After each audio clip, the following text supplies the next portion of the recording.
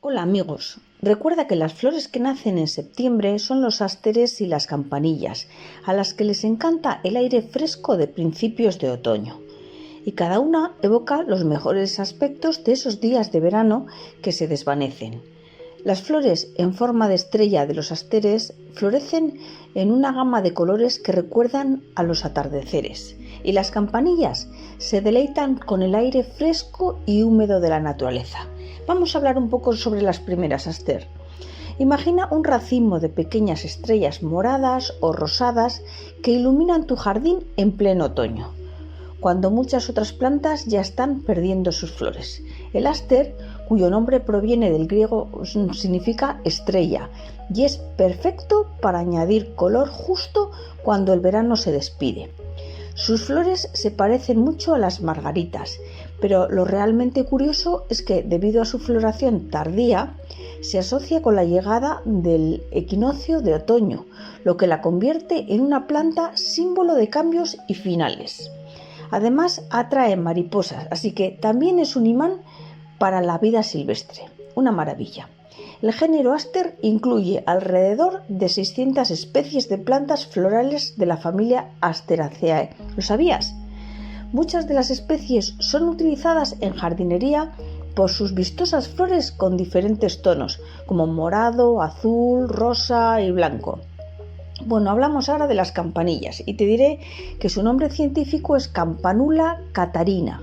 Se trata de una planta delicada y elegante, famosa por sus flores en forma de campanas colgantes que pueden ser de un azul cielo increíblemente llamativo. La Campanula catarina es una de las más hermosas, con un tono azul vibrante que parece sacado de un cuento de hadas. Una curiosidad es que su nombre significa campana pequeña, y en muchos lugares se creía que estas flores tenían la habilidad de repicar en noches de luna llena, invitando a las hadas al jardín. Bueno, esta planta es ideal para decorar bordes o colgarlas en cestas, que queda muy bonito, pues tienen el porte que da movimiento al paisaje. Pruébalas si no las tienes. Ahora vamos a pasar, te voy a decir plantas ideales para el mes de otoño. Para la época de la estación del otoño, que son la caléndula. Si buscas una planta con colores cálidos y vibrantes que duren casi todo el año, la caléndula es la elección perfecta. Sus tonos anaranjados y amarillos brillan como el sol, y por eso también es conocida como la flor de muerto, que en algunas culturas, ya que se cree que iluminan el camino de los espíritus. Pero además de su belleza, la caléndula tiene propiedades medicinales y se utiliza para hacer ungüentos y cremas curativas para la piel. Otro dato interesante es que sus pétalos son comestibles y se pueden usar en ensaladas o incluso para decorar postres, ya que adornan muchísimo por esos colores tan bonitos y llamativos que hemos dicho antes que tienen. Bueno, ahora vamos a pasar la cuarta planta que os voy a hablar en este vídeo, va a ser de los pensamientos, muy buena también para esta estación del otoño. Los pensamientos son plantas pequeñas, pero sus flores son de las más expresivas y coloridas que puedas encontrar. Tienen una amplia gama de colores, desde púrpuras profundos hasta amarillos y blancos brillantes. Lo interesante es que sus pétalos a menudo tienen patrones que parecen formar como caritas, sí, caritas, y de ahí viene su nombre. Simbolizan la reflexión, el pensamiento profundo, etc. En la era victoriana, los pensamientos se usaban en ramos para enviar mensajes secretos, siendo una flor que decía «pienso en ti». Y además son resistentes al frío, lo que las hace ideales para jardines de invierno.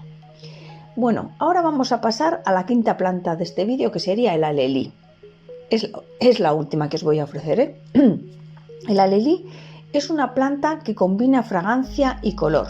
Sus flores crecen en racimos altos y densos, en tonos que van del blanco al morado, pasando por el amarillo. Además de su belleza visual, lo que más las destaca es su perfume, especialmente al anochecer, llenando el jardín con un aroma dulce y agradable.